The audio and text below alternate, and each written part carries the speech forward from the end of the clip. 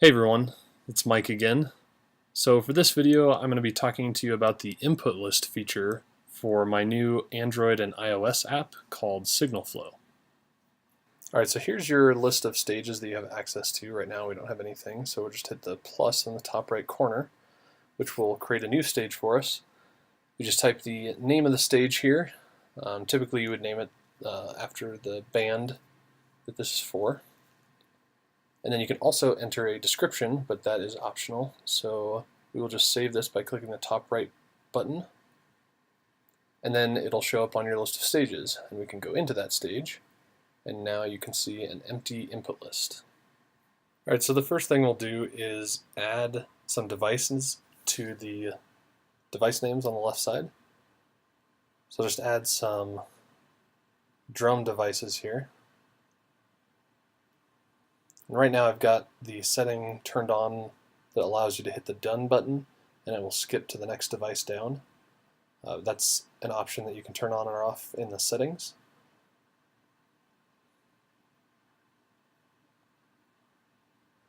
So I'll just add one more here.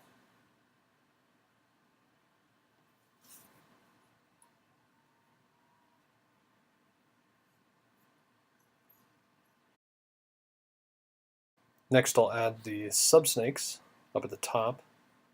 So I'll just add 3 subsnakes in here, blue, red, and green.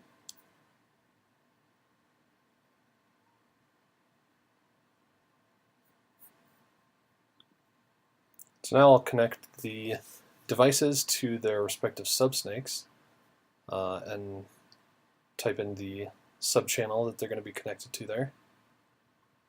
So I'll put first one in blue 1, second in blue 2, and then the third in blue 3. And then for lead guitar, we will put that in red 1. And then for lead vocals, you can see there's that direct column. That's a checkbox. So if you check that, it's saying that you're going to connect directly to the board or the snake. But we'll connect it to green 1.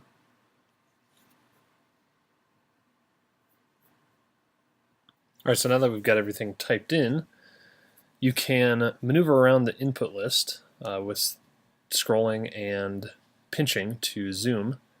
Obviously, if you had more devices, this would be more useful, but this allows you to see all of your devices and where they're plugged into without having to scroll around. You also notice that when you're scrolling, the top row is frozen, and when you scroll to the right, the left side columns are frozen, and those are options that you can turn on and off in the settings. And if for some reason you need to change the name of the stage or the description, you just hit that wrench icon in the top right, and that will take you to this screen where you can update the name of your stage as well as update your description. And just like in the previous screen where we created the stage, just hit the top right button to save it. And now you can see your updated name is in the top part of the screen. Now when you're dealing with a lot of devices, sometimes you can kind of make some mistakes. So if you notice, both of the lead guitar and the lead vocals are plugged into the red subchannel 1. So if I tried to back out of this, it would warn me, hey, you've plugged 2 devices into the same subchannel. And so then it'll give you a chance to fix that or ignore it. So now I'll just change this from a 1 to a 2, and then when I back out, it will just save the stage and I'll be back in my stage list. So now if we go back into the stage, you will see that everything has been saved automatically, so you don't have to worry about making sure that your stuff has been saved before you quit. So real quick, let me just show you where to find the settings.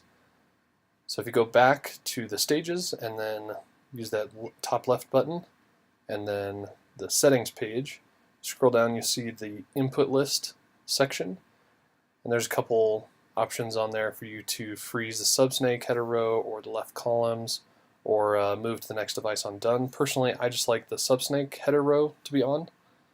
And so then if we go back into stages, you can see that only the header row is frozen, not the left side columns.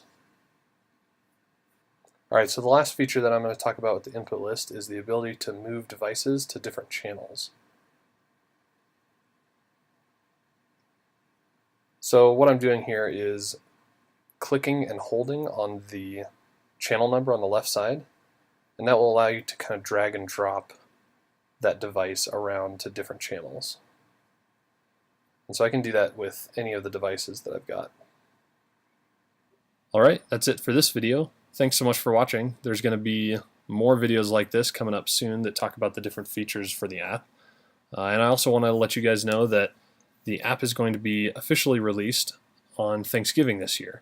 So I hope you guys are as excited for that as I am, and I'll talk to you again shortly.